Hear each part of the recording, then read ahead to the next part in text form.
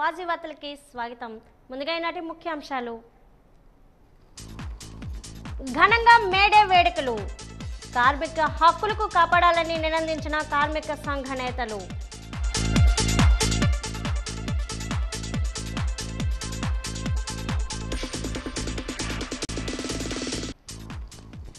పీవీజీ రాజు సమాజానికి ఆదర్శప్రాయులు. జయంతి వేడుకల్లో ఎమ్మెల్యే అదితి గజపతిరాజు.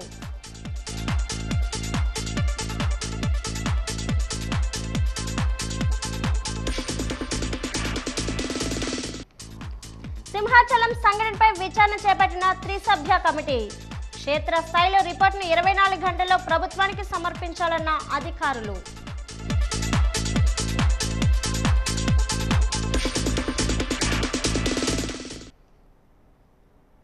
సమాజంలో ప్రజలు చైతన్యవంతులు కావాలంటే బడుగు బలహీన వర్గాలకు చెందిన వారికి విద్యను అందించడమే మార్గమని స్వర్గీయ పీవీజీ రాజు భావించి మాన్సస్ విద్యా సంస్థలను స్థాపించారని విజయనగరం ఎమ్మెల్యే అదితి గజపతిరాజు అన్నారు. మాజీ మంత్రి, మాజీ పార్లమెంట్ సభ్యుడు దివంగత పీవీజీ రాజు 101వ జయంతిని డాక్టర్ పీవీజీ రాజు కళావేదిక అధ్యక్షుడు బీసెట్టి బాబ్జీ అధ్యక్షున గురుజాడ జిల్లా గ్రంథాలయంలో నిర్వహించారు. ఈ సందర్భంగా ఆమె మాట్లాడుతూ దేశ రాజకీయాల్లో కూడా పీవీజీకి ఒక ప్రత్యేకమైన గుర్తింపు ఉందని, పేద ప్రజలకు సహాయ సహకారాలు అందించడంలో పీవీజీకి ప్రత్యేక శైలి ఉండేదని అన్నారు. పీవీజీ 101వ జయంతి సందర్భంగా వివిధ రంగాల్లోని ప్రముఖులైన వయోలిన్ విద్వాంసులు ద్వారం దుర్గాప్రసాదరావు, ఎమ్మెల్సీలు గాదె శ్రీనివాసులు నాయుడు, పెనుమస సురేష్ బాబు, రామనారాయణ అధినేత Srinivas, doctor GB Venkat, homeo doctor గాడి ప్రసాద్, స్వచ్ఛంద సేవకురాలు చీకటి చంద్రికారాణి, ఉత్తరాంధ్ర చెరువుల పరిరక్షణ సమితి అధ్యక్షుడు మలిచర్ల కృష్ణమూర్తి నాయుడు ఘనంగా సత్కరించారు.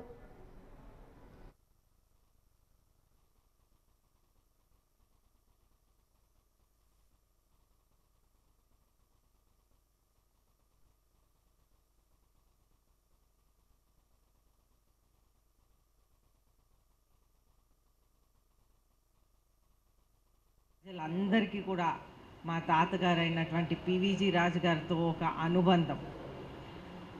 అంటే వారు ఒక మొనార్కీ నుంచి డెమోక్రసీకి ఒక ట్రాన్సిషన్ చాలా బ్యూటిఫుల్గా చేయగలిగారు.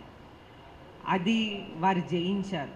అంటే ఒక రాజరికం నుంచి ప్రజాస్వామ్యంకి ఎప్పుడైతే ఇండిపెండెన్స్ తర్వాత మనం ఒక మార్పు సమాజంలో వచ్చిందో ఆ మార్పుని జయించిన వ్యక్తి మనం మా తాతగారు అయినటువంటి పీవీజీ రాజు గారు అని మొత్తం భారతదేశంలోనే వారికి ఆ స్థానం ఉంది. అయితే మనం చూస్తుంటే ఆ రోజుల్లో రాజులకి ఒక కోట అనేది ఉండాల్సిన అవసరం ఉండేది. అయితే ఎప్పుడైతే మొనార్కీ టు ప్రజాస్వామ్యంకి మారిన వెంటనే వారు కూడా వారు ఆలోచన విధానం మార్చుకొని వారు ఆ కోటని ఎడ్యుకేషన్ కోసం దానం చేసిన వ్యక్తి మన చౌల్ట్రీ. పేద ప్రజలకి ఎవరికైతే భోజన సౌకర్యం లేని వాళ్ళకి కూడా ఆ రోజుల్లో వాళ్ళు ఆలోచించి ఆ భోజనం సౌకర్యం అనేది కల్పించారు మన పెద్దలు. అలాగే మన మ్యూజిక్ కాలేజ్, సంస్కృత్ కాలేజ్ అన్ని విధాలుగా కూడా ఒక విజయనగరం అనేది ఒక ఆల్ రౌండ్ డెవలప్మెంట్కి నిదర్శనం. ఎడ్యుకేషన్ అన్ని విధాలుగా ఇక్కడ జరుగుతూ ఉంటుంది. మరి ఈరోజు మీ అందరికీ తెలిసిందే, ఆయన ఎంతో సోషల్ వర్క్ చేశారు. రాజకీయంగా కాంగ్రెస్ పార్టీలో ఎంతో యాక్టివ్గా ఉండేవారు. మా నాన్నగారు కూడా అప్పుడు శాసనసభ్యులు ఆ టైంలో. సో ఆ టైంలో ఆయనకు ఒక దురదృష్టవశాత్తు ఒక యాక్సిడెంట్ జరగడం, దానివల్ల మరి రాజకీయాలకు సర్వీసులకు అన్నిటికీ కూడా చాలా దూరంగా ఉండడం. ఐ థింక్ 1964లో అనుకుంటా యాక్సిడెంట్ జరిగింది, 64. మరి ఏదైనా సరే ఈరోజు వారిలాగే వారి కుటుంబ సభ్యులు కూడా ప్రజలకు అందుబాటులో ఉండి ఎడ్యుకేషన్ పర్పస్ కానీ ఏ పర్పస్ కానీ చాలా గొప్పగా చేయటం అనేది చాలా గొప్ప విషయం. నేను ఈ మధ్యనే మరి ఒకరిద్దరు కేంద్ర మంత్రులను కలవటం జరిగింది విజయవాడలో. అలాగే కొంతమంది శాసనసభ్యులు కూడా కలవటం జరిగింది. మరి నేనైతే అధికార పార్టీలో లేను కాబట్టి మరి గౌరవ శాసనసభ్యులు అలాగే ఎంపీ గారు సెంట్రల్ మినిస్టర్ గారు వాళ్ళందరూ కూడా బీజేపీలో ఉన్నారు. వాళ్ళందరినీ కోరింది ఒకటే, దయచేసి మాకు భోగాపురం ఎయిర్పోర్ట్కి అల్లూరు సీతారామరాజు పేరు పెట్టారు. చాలా సంతోషం. ఎందుకంటే అల్లూరు సీతారామరాజు అనేది అందరికీ, అన్ని కులాల వారికి సంబంధించిన వ్యక్తి కాబట్టి చాలా సంతోషం అని గౌరవ ముఖ్యమంత్రి గారికి కూడా ఒక లెటర్ రాశాను, చంద్రబాబు నాయుడు గారికి కూడా, అలాగే కేంద్ర మంత్రులకు కూడా. అలాగే వారిని ఇంకొక విషయం కూడా కోరాను, దయచేసి ఈ ఎయిర్పోర్ట్లోనే ఒక టెర్మినల్కి పివిజి రాజు గారి పేరు పెట్టండి అనేది నేను కోరడం జరిగింది. ప్రపంచ కార్మిక పోరాట దినోత్సవం మేడే స్ఫూర్తితో కార్మిక హక్కుల రక్షణకు, దోపిడీ విముక్తి కోసం, సమాజ సాధన కోసం పోరాడాలని సిఐటియు విజయనగరం ఉపాధ్యక్షులు రెడ్డి శంకర్రావు పిలుపునిచ్చారు. డాబా తోట వద్ద సిఐటియు ఆధ్వర్యంలో మేడే వేడుకలు ఘనంగా నిర్వహించారు. ఎర్ర జెండాను అక్కడ ఆవిష్కరించారు. ఈ సందర్భంగా రెడ్డి శంకర్రావు మాట్లాడుతూ 8 గంటల పని దినం కోసం జరిగిన పోరాటంలో చెందిన కార్మికులు రక్తంతో ఎర్ర జెండా వెలిసిందన్నారు. ప్రపంచవ్యాప్తంగా కార్మిక వర్గం దోపిడీ విముక్తి కోసం పోరాడిన స్ఫూర్తితో రాష్ట్రంలో కూటమి ప్రభుత్వ కార్మిక వ్యతిరేక విధానాలు తిప్పికొట్టాలన్నారు. విశాఖ స్టీల్ ప్లాంట్ల రక్షణ కోసం విజయనగరం జిల్లాలో పరిశ్రమల ఏర్పాటు ప్రభుత్వంపై పోరాడాలని పిలుపునిచ్చారు.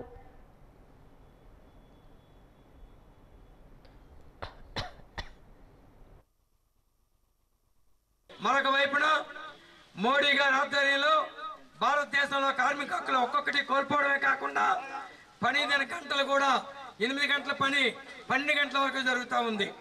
ఈవెన్ ఐటీ వాళ్ళు, ఐఐటి చదువుకున్న ఇంజనీర్లు కూడా 12 గంటల పని చేయమని అడుగుతున్నారు. 1886 హే మార్కెట్ అమెరికాలో వేలాది మంది కార్మికులు 8 గంటల పనిదినం కోసం పోరాడి రక్తం చిందిస్తే ఆ రక్తంలోంచి ఎగిరిన ఎర్ర జెండా ఈరోజు ప్రపంచ విముక్తికి, ప్రపంచ కార్మిక వర్గ దోపిడీ నుంచి విముక్తికి సాగుతున్నటువంటి పోరాటానికి నాయకత్వం వహిస్తుంది. ఒకవైపున అమరులై త్యాగాలు చేసినటువంటి హేమార్కెట్ వీరుల యొక్క స్ఫూర్తితో భారతదేశంలో ఉన్న మోడీ ప్రభుత్వం యొక్క దుర్మార్గమైన కార్మిక లేబర్ కోడ్లకు వ్యతిరేకంగా ఈరోజు కళాశాల కార్మికులకి సంక్షేమ బోర్డు ఏర్పాటు చేయాలని, ఆటో కార్మికులకి సంక్షేమ బోర్డు ఏర్పాటు చేయాలని, విఆర్ఏలు ఇతర అవుట్సోర్సింగ్ కార్మికులకి కనీస వేతనం ఇవ్వాలని, 8 గంటల పని ఇవ్వాలని, శ్రామిక మహిళలకి కనీసం చట్టపరమైన హక్కులు అమలు చేయాలని, భారతదేశంలో ఉన్నటువంటి దోపిడీ నుంచి కార్మిక వర్గాన్ని విముక్తి చేసి సమాజం సాధించడం కోసం సాగుతున్న పోరాటంలో భాగమే ఈరోజు జరుగుతున్న మేడే.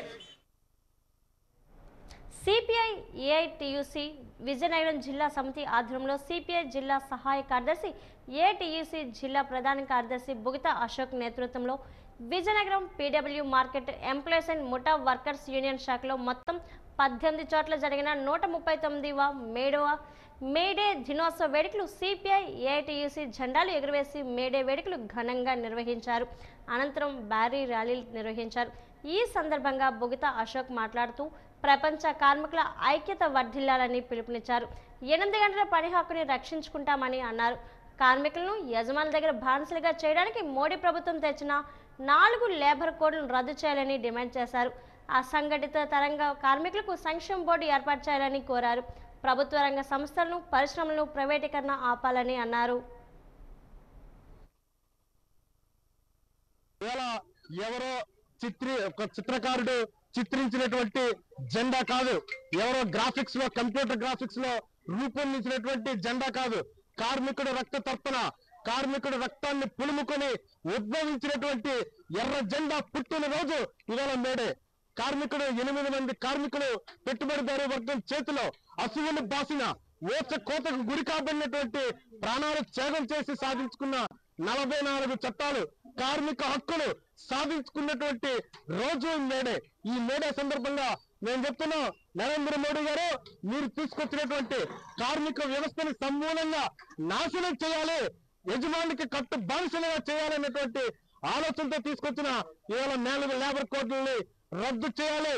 రద్దు చేసే వరకు ఏఐటియుసి సిపిఐ కార్మికుల పక్షాన పోరాటం చేస్తుంది.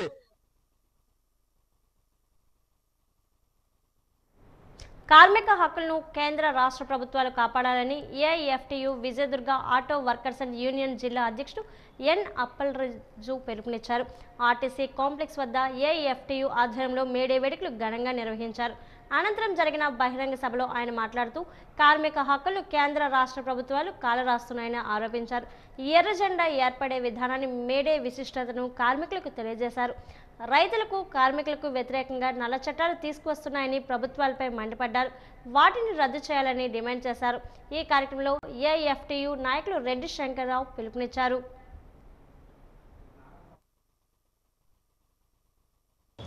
కార్మిక దినోత్సవం సందర్భంగా మరి విజయనగరం జిల్లాలో ఆటో యూనియన్ కూడా మేడే జరుపుకుంటుంది. కార్మికులు సాధించుకున్నవన్నీ కూడా మళ్ళీ గవర్నమెంట్ పోగొడుతుందని అభిప్రాయంకి వచ్చాం. ఏదైతే 8 గంటల పని దినాల కోసం ఆ రోజు అమరులైన మా కమ్యూనిస్టులు ఉన్నారో వాళ్ళు సాధించుకున్న 8 గంటల పని దినాలు మరి కేంద్ర రాష్ట్ర ప్రభుత్వాలు ఈరోజు అవి కాలరాస్తూ పని దినాలను పెంచుతూ అనేక ఇబ్బందులకు గురి చేస్తున్న కార్మిక కర్షక మరి ఉపాధ్యాయులు అందరూ కూడా అందులో భాగస్వామిగా ఉంటుంది. ఎందుకంటే అవన్నీ పోయాయి. గవర్నమెంట్ అంతా కూడా బడా బాబులకి పెత్తందారీ వ్యవస్థకి లోబడి ఉంది కనుక మరి చట్టాలన్నీ కోల్పోతూ ఈరోజు కార్మికులు అందరూ కూడా దానికి నిరసన దినంగా తెలియజేస్తూ మరి ఇలా సాగితే కార్మికులు ఊరుకోరు, కార్మికులు తిరగబడతారని తెలియజేయడానికి ఈ మేడే జరుపుకుంటామని తెలియజేస్తున్నాం.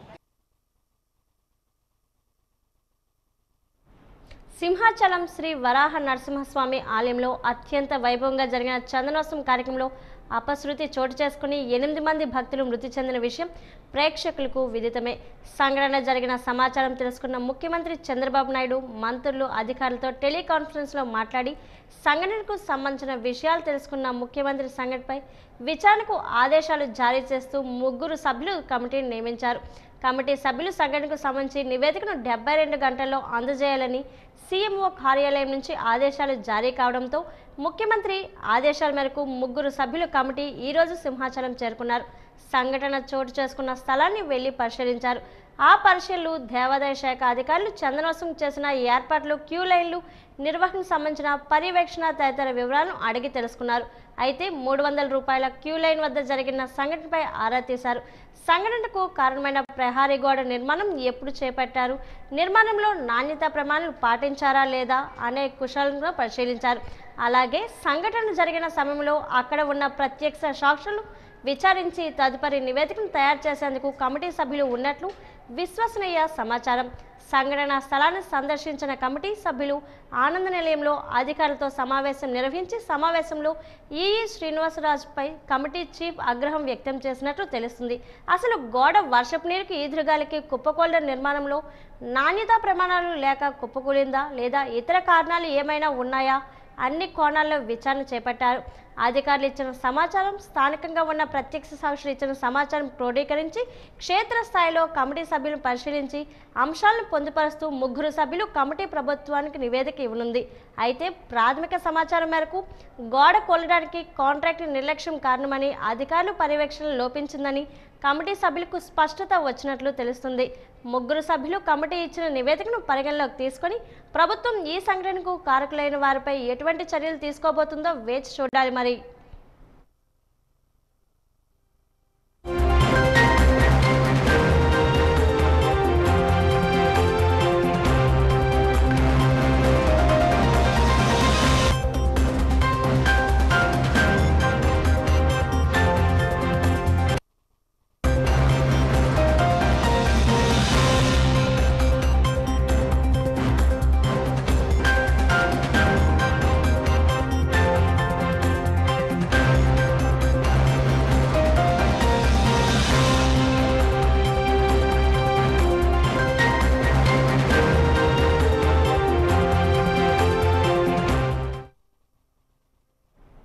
సింహాచలం పుణ్యక్షేత్రంలో గోడకూలిన ఘటనలో కాంట్రాక్ట్ లక్ష్మణరావును కమిటీ సభ్యులు విచారించారు. కమిటీ సభ్యుల ముందు సంచలన నిజాలు కాంట్రాక్ట్ లక్ష్మణరావు బయటపెట్టారు. చందనోత్సవం సమయం తక్కువ ఉందని నేను గోడ కట్టనని చెప్పానన్నారు. దేవస్థానం టూరిజం అధికారులు గోడ కట్టమని ఒత్తిడి చేశారు. 6 రోజుల్లో నిర్మాణం సాధ్యం కాదని ముందే చెప్పా, కానీ అధికారులు ఒత్తిడి మేరకు 4 రోజుల ముందు పని మొదలుపెట్టాం.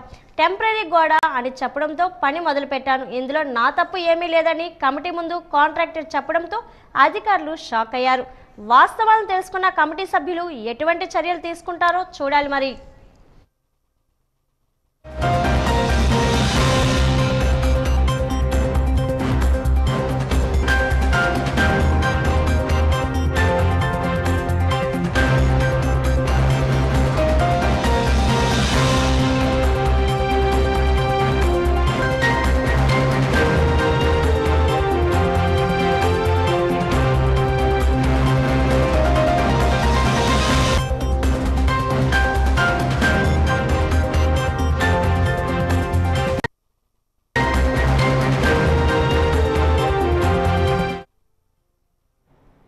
ప్రజల ఓట్లతో పదవులు అలంకరించే ప్రజాప్రతినిధులు ప్రజలకు జవాబుదారీగా ఉండాలి. ప్రజలతో ఎన్నుకోబడి చట్టసభలకు వెళ్లే ప్రజాప్రతినిధి అధికార పార్టీ అయినా ప్రతిపక్ష పార్టీ అయినా ప్రజా సమస్యలను చట్టసభలో గలం విప్పి ప్రభుత్వం దృష్టికి తీసుకెళ్లి ప్రజా సమస్యల పరిష్కారం కోసం కృషి చేయాలి.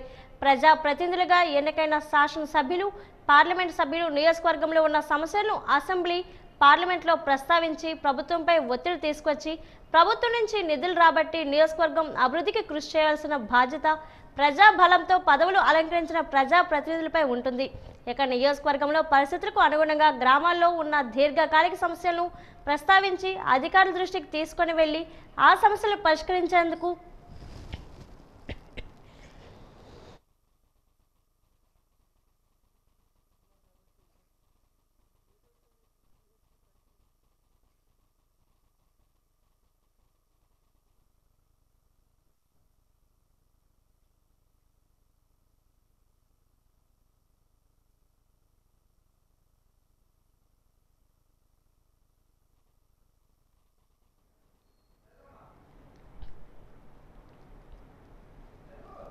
ప్రజాప్రతినిధులుగా ఎన్నికైన శాసనసభ్యులు, పార్లమెంట్ సభ్యులు నియోజకవర్గంలో ఉన్న సమస్యలను అసెంబ్లీ, పార్లమెంటు ప్రస్తావించి ప్రభుత్వంపై ఒత్తిడి తీసుకొచ్చి ప్రభుత్వం నుంచి నిధులు రాబట్టి నియోజకవర్గం అభివృద్ధికి కృషి చేయాల్సిన బాధ్యత ప్రజాబలంతో పదవులు అలంకరించిన ప్రజాప్రతినిధులపై ఉంటుంది.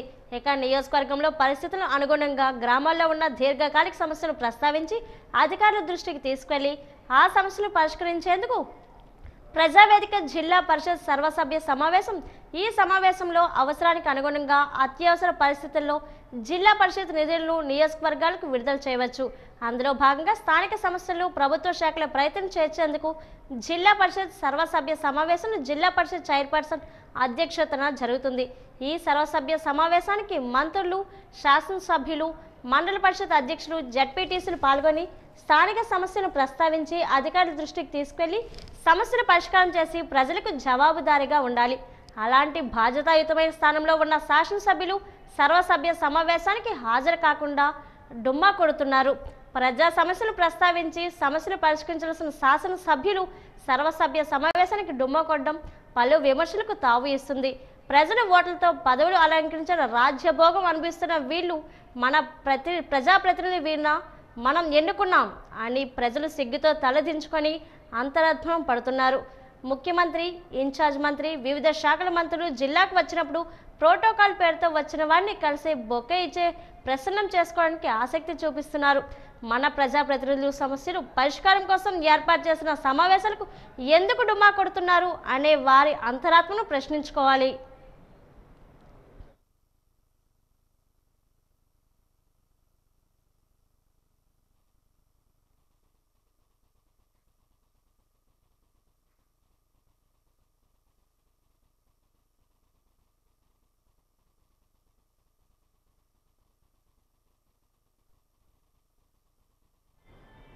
పోరాట దినం మేడే స్ఫూర్తితో విద్యుత్ ఉద్యోగుల హక్కులు సమస్యలపై పోరాడదామని, అందుకు విద్యుత్ ఉద్యోగులు సిద్ధం కావాలని విద్యుత్ ఉద్యోగులు యూనియన్ నాయకులు ప్రసాదరావు పిలుపునిచ్చారు.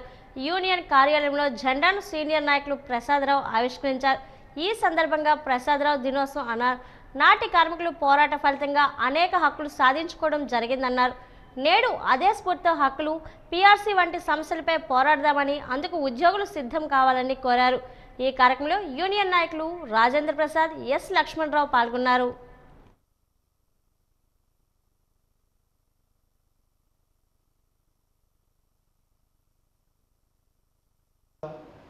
కార్మిక దినోత్సవం సందర్భంగా ఈరోజు మేడే మొత్తం ప్రపంచం అంతా జరుపుకుంటున్నారు.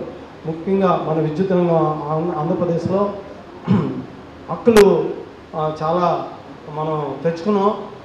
ఆ హక్కుల్ని పరిరక్షించుకోవాల్సిన ఆవశ్యకత అయితే మనకుంది. దాంతోపాటు హక్కులతో పాటు బాధ్యతలు కూడా మనకున్నాయి. మన సంస్థని మనం రక్షించుకోవాల్సిన పరిస్థితి ఉంది. విద్యుత్ రంగాన్ని ఇంకా అభివృద్ధి చెంది ఇంకా ముందుకు తీసుకెళ్ళి ఇప్పుడు రాష్ట్ర ప్రభుత్వం, కేంద్ర ప్రభుత్వం ఏదైతే ఈ మధ్య సూర్య గారు అలాంటివి ఏవైతే మంచి మంచి ప్రపోజల్స్ ఇస్తున్నాయో వాటికి మనం సహకరించి మన విద్యుత్ ఉద్యోగుల యొక్క సహకారం కూడా ఉన్నట్లయితే ఇతర ప్రజలకు, ఇతర కన్జ్యూమర్స్కి, ఇతర మన సంస్థలు కూడా రక్షించుకోవడం. ప్రజలకు విద్యుత్ సప్లైలో అసౌకర్యం కలగకుండా విధులు నిర్వహించవలసిన బాధ్యత విద్యుత్ ఉద్యోగులపై ఉందని ఏపీ ఈపీడీసీఎల్ ఎస్ లక్ష్మణరావు అన్నారు. నగరంలోని దాసన్పేట విద్యుత్ భవనం ఎదుట ఎలక్ట్రికల్ ఎంప్లాయీస్ యూనియన్ ఆధ్వర్యంలో జరిగిన మేడే వేడుకల్లో ఆయన పాల్గొని ఎర్ర జెండాను ఆవిష్కరించారు. వేసవిలో దాహార్తిని తీర్చేందుకు విద్యుత్ ఉద్యోగులు ఏర్పాటు చేసిన మజ్జిగ పంపిణీ కార్యక్రమాన్ని ఆయన ప్రారంభించారు. ఈ సందర్భంగా ఆయన మాట్లాడుతూ ఉద్యోగులకు, కార్మికులకు మేడే శుభాకాంక్షలు తెలిపారు. హక్కులు కాపాడుకోవడం అనేది మన బాధ్యత అన్నారు. వేసవిలో మజ్జిగ పంపిణీ కార్యక్రమం ఏర్పాటు చేయడం అభినందనీయమన్నారు. తన పరిధిలో ఏ సమస్యలు ఉన్నా వాటిని పరిష్కరించేందుకు ఎల్లప్పుడూ సిద్ధంగా ఉన్నానన్నారు. అదేవిధంగా శాఖపరంగా ప్రజలకు అందించే సేవల్లో ఉద్యోగులు ఇదే స్ఫూర్తితో పనిచేయాలన్నారు. ఈ కార్యక్రమంలో rural EE Suresh Babu, union నాయకులు, ఉద్యోగులు అధిక సంఖ్యలో పాల్గొన్నారు.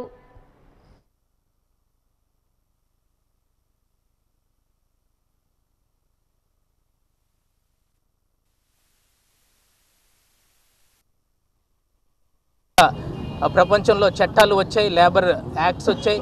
ఆ యాక్ట్స్ని కూడా సాధించుకోవడానికి ఎన్నో కార్మిక సంఘాలుగా ఏర్పడి ఏకతాటిపై కార్మికులంతా ఒకటే నినాదంతో ఒక పని చేస్తున్న దానికి సరైన వేతనం అందాలి, పని దినాల్లో కూడా మనం అలసిపోకుండా వారి యొక్క అనారోగ్యానికి లోను కాకుండా అందరూ వారి యొక్క పని చేసేదానికి మేనేజ్మెంట్ వారిని గుర్తించాలని చెప్పేసి వారి స్వేచ్ఛ కోసం పోరాడిన పోరాటాల ఫలితమే ఈ యొక్క మే 1. సో దీనిని ప్రపంచ దేశాల్లో జరుపుకుని ఈ కార్యక్రమాల్లో భాగంగా ఈ కార్మిక దినోత్సవం సందర్భంగా అనేక కార్మిక సంఘాలు వారి కార్మికుల ప్రోత్సాహంతో వారు ఇస్తున్నటువంటి సపోర్ట్తో వారు అనేక మంచి కార్యక్రమాలు చేస్తున్నారు. అయితే ఇప్పుడు గత సంవత్సరం మన ఆపరేషన్ సర్కిల్లో చూసినట్లయితే మే 1న blood bank, red cross society వాళ్ళ ద్వారా బ్లడ్ బ్యాంక్ డొనేషన్ క్యాంప్ పెట్టారు. ఇప్పుడు చలివేంద్రాన్ని ఏర్పాటు చేశారు. ఇది చాలా శుభపరిణామం.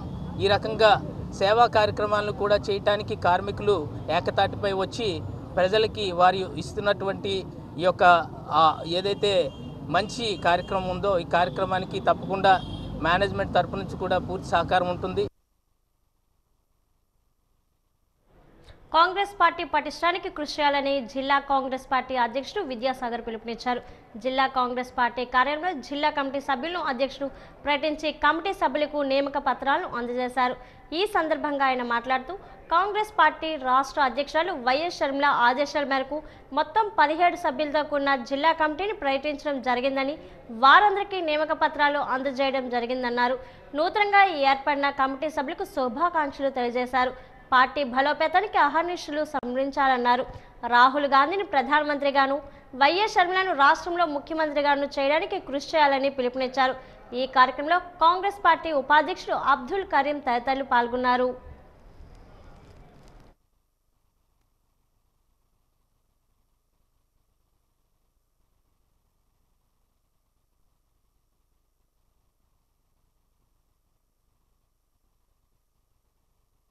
ఏఐసిసి ఆదేశాల మేరకు మరియు శ్రీమతి షర్మిలారెడ్డి గారు పిసిసి అధ్యక్షురాలు గారు ఈరోజు విజయనగరం జిల్లా కాంగ్రెస్ పార్టీ కమిటీని నియమించడం జరిగిందండి. ఈ కమిటీలో 17 మంది సభ్యులను నియమించారండి. జనరల్ సెక్రటరీగా శ్రీనివాస్ గారును, వైస్ ప్రెసిడెంట్లుగా బంగారు నాయుడు గారు మరియు కరీం గారినండి, అట్లాగే సెక్రటరీలుగా చంద్రశేఖర్, నానాజీ గారు మరియు జాయింట్ సెక్రటరీగా రెహమాన్ గారిని నియమించారండి. మహిళా అధ్యక్షురాలుగా బోరా ఐశ్వర్యలక్ష్మి గారిని నియమించడం జరిగిందండి. ఈరోజు నియమించిన కాంగ్రెస్ కమిటీ సభ్యులందరికీ అభినందనలు తెలియజేసుకుంటున్నానండి. అదేవిధంగా కాంగ్రెస్ కమిటీ సభ్యులందరూ కూడా పార్టీ బలోపేతానికి కృషి చేస్తూ షర్మిలమ్మ గారిని ముఖ్యమంత్రిగా, రాహుల్ గాంధీ గారిని ప్రధానమంత్రిగా చేసే దిశగా పాటుపడవలసిందిగా మనస్ఫూర్తిగా కోరుకుంటున్నామండి. అలానే ఈరోజు మా నూతన కమిటీ ఆధ్వర్యంలో అహ్మదాబాద్లో జరిగిన ప్లీనరీ సమావేశాల్లో న్యాయపథ్ అనే ఒక కార్యక్రమం గురించి ఈరోజు నుంచి జిల్లాలో గల అన్ని నియోజకవర్గాలలో, మండలాలలో, గ్రామాలలో ర్యాలీ నిర్వహిస్తున్నామండి. ఈరోజు మా కమిటీ సమక్షంలో కరపత్రం ఒకటి విడుదల చేస్తున్నామండి.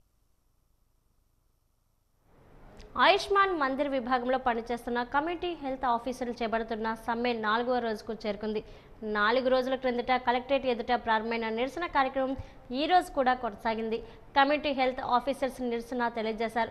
ఈ సందర్భంగా ఆరోగ్య సిబ్బంది మాట్లాడుతూ 6 సంవత్సరాలు అవుతున్నా తమ ఉద్యోగాలు ఇంకా క్రమబద్ధీకరించలేదని, తక్షణమే రెగ్యులేషన్ చేయాలని అన్నారు. జీతాలను పెంచాలన్నారు. పని ఒత్తిడిని తగ్గించాలని చెప్పారు. తమ న్యాయపరమైన డిమాండ్లు పరిష్కారం చేయకపోతే సమ్మెను ఎన్ని రోజులైనా చేస్తామని హెచ్చరించారు.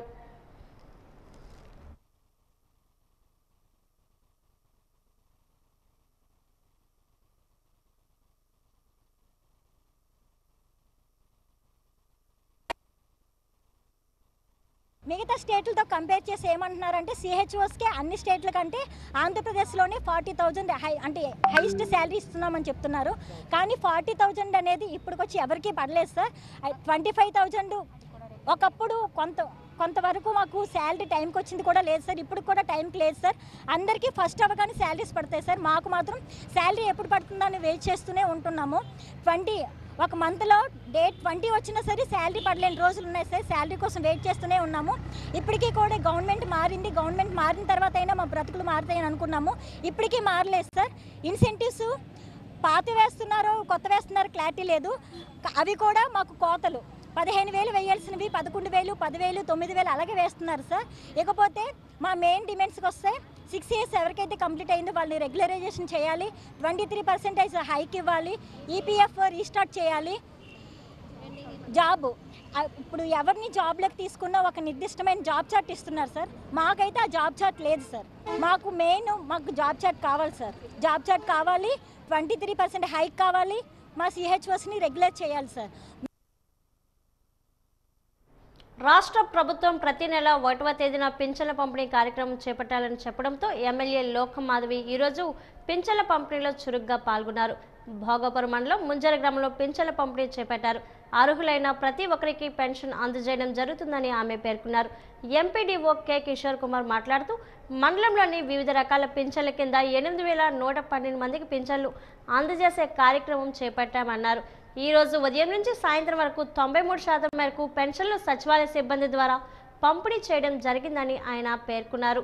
ఈ కార్యక్రమంలో deputy MDO K Gayatri, Gudipuvalasa sarpanch Matta Ayyappareddy, Pallantla Jagadish తదితర నాయకులు, సచివాలయ సిబ్బంది పాల్గొన్నారు.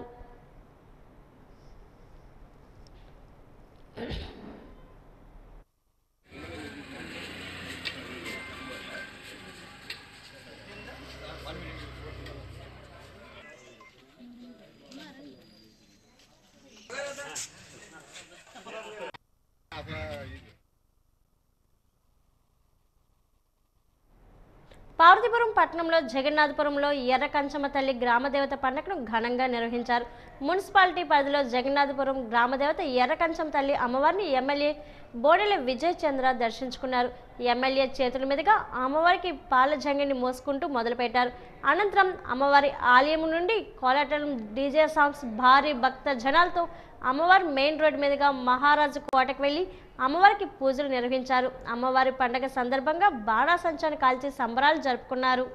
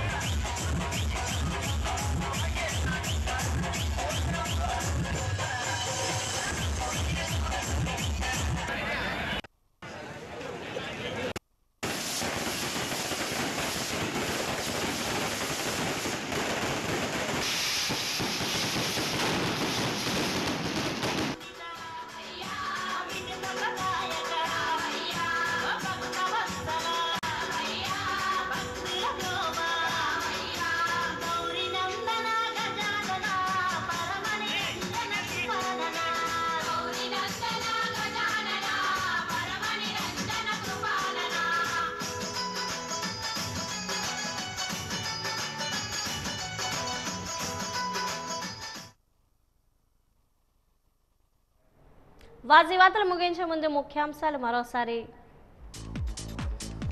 ఘనంగా మేడే వేడుకలు, కార్మిక హక్కులు కాపాడాలని నినదించిన కార్మిక సంఘ నేతలు.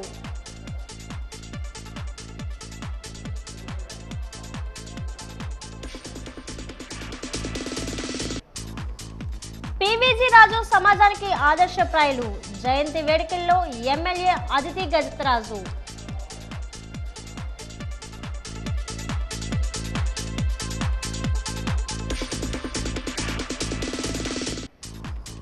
సింహాచలం సంఘటనపై విచారణ చేపట్టిన త్రిసభ్య కమిటీ, క్షేత్రస్థాయిలో రిపోర్టును 24 గంటల్లో ప్రభుత్వానికి సమర్పించాలన్న అధికారులు.